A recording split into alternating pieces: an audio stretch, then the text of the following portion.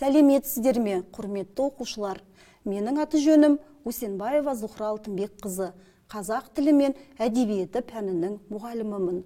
Онлайн мектепке қош келдіңіздер.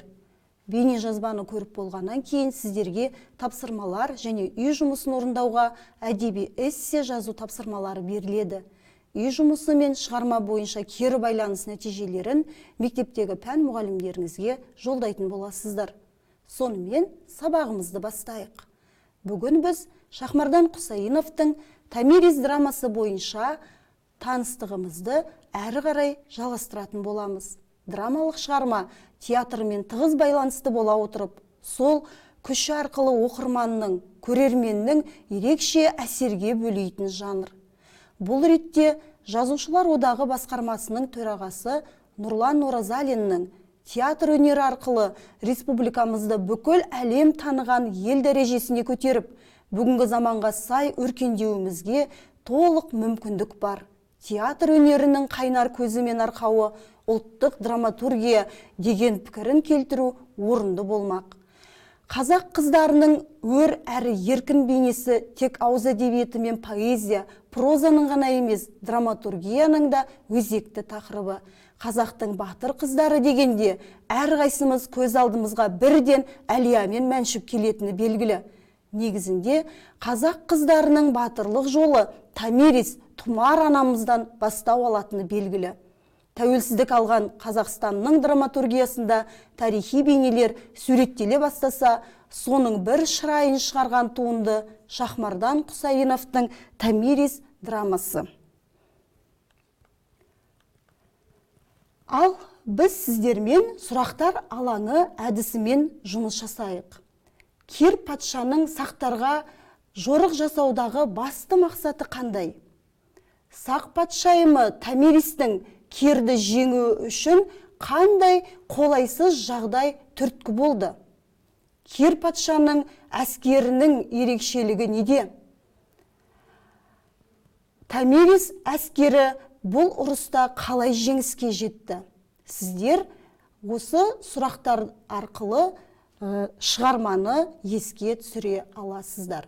Ал ендеше бүгінгі сабағымызда шығарманың сюжеттік композициялық құрылысын талдап, идеясын ашатын боласыздар. Шығарманы басқа туындылармен салыстырып, тарихи және көркемдік құндылығына мысалдар келтіресіздер.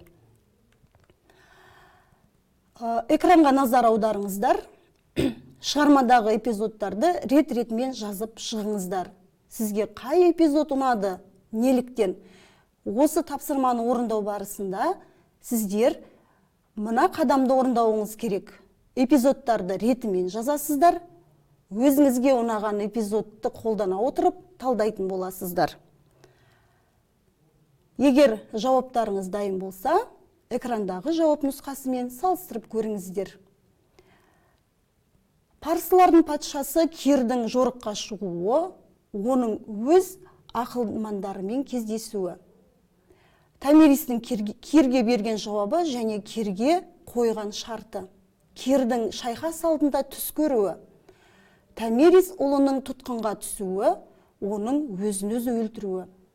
Екі қолдың шайқасы, Кирдің қаза табуы және Томиристің кек қайтаруы. Келесі тапсырма оқиға тауы әдісімен орындалатын болады. Сіздер кіріспеде кейіпкерлерді таныстырасыздар, олардың жағдайын сипаттайтын боласыздар. Дамуында хикая басталады, әртүрлі жайттар орын ала бастайды. Шарықтау шегі бір нәрсе дұрыс болмай жатыр, қандай да бір қиындық кейіпкерлердің біріне әсер етуі мүмкін. Шешімі, мәселе шешілді. Оқиға тауы әдісімен жұмыс жасауда сіздердің орындайтын қадамдарыңыз шығарманы композициялық құрылысына қарай талдайтын боласыздар. Жұмысты орындап болсаңыздар, экрандағы жауап нұсқасымен салыстырып көріңіздер. Кіріспеде, дамуында, шарықтау шегі, шиеленіс барлығы көрсетіліп тұр. Келесі тапсырма сіздерге кестені толтыру ұсынылып отыр. Тарихи тақырыптағы шығармалар, тарихи құндылығы және көркемдік құндылығы. Томирис шығармасы мазмұндас туындылардың үлгілерімен салыстырып, біз тарихи және көркемдік құндылығына баға беру керекпіз. Осы тұста Құсайыновтың Томирис драмасын, Ұлықбек Есдәулетовтың біз түркілеріміз өлеңімен салыстыру ұсынылып отыр. Жұмысты орындау қадамдарыңыз. Ұқсас туындыларды өзара салыстырасыздар. Тарихи құндылығына баға бересіздер, көркемдік құндылығына баға беретін боласыздар. Егер жұмыс орындалып болса, экрандағы жауап нұсқаларына назар аударыңыздар. Құсайыновтың Томирис драмасының тарихи құндылығы. Сақ патшайымы Томирис елін, жерін қорғау жолында ерекше табандылық пен жігерлік танытқаны жөнінде тарихшы Геродот ең қатыгез және ұлы деп атаған. Грек тарихшысы Томирис патшайымның ерлігін қағазға түсіріп, осы күнге жеткізіп отыр. Ұлықбек Есдәулетовтың біз түркілеріміз өлеңінің тарихи құндылығы. Бұл өлеңде түркі халықтарының, соның ішінде қазақ халқының бірнеше ғасырлық тарихы мен болмыс бітімі байқалады. Ұрпағын құтқарып қалу жолында атқа мінсем кетемін айбаттанып, қылыш көрсем кетемін қайраттанып деген өлең жолдары дәлел болып отыр.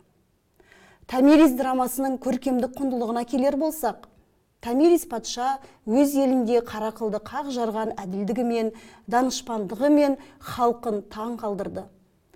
Олар өз басшысы туралы жыр толғап, оның атын жырға айналдырған. Бұл аңыз жырларда Томирис патшаның есімі ізін басқан жауынгер әйелдің есімі ретінде ұрпақтан ұрпаққа жетіп, ұлы дала аспаны астында ғасырлар бойы мәңгі жасайды. Ұлықбек Есдәулетов біз түркілеріміз өлеңінің көркемдік құндылығы. Ақын көк аспандай әлі де күркірермін деп теңеу арқылы көк бөрілі, көк байрағымызды мәңгі көкке самғап, дұшпандарымыздың алдында еңсеміз биік болатынын ерекше атап өткен. Сіздерге мынадай үй тапсырмасын орындауға ұсынып отырмын. Сіз Томирис тарихи драмасының сахналанған қойылымын тамашаладыңыз. Көрініс барысын сипаттап, қаншалықты қызықты болғанын, қойылымнан алған әсеріңізді жеткізіңіз. Соңында ерлігі аңызға айналған қолбасшы әйел Тұмар патшайымның ерлігіне өзіндік пікіріңізді білдіріп, авторға хат жазыңыз. Демек, авторға хат жазатын боласыздар. Құрметті оқушылар, осымен сабағымыз аяқталды. Сау болыңыздар.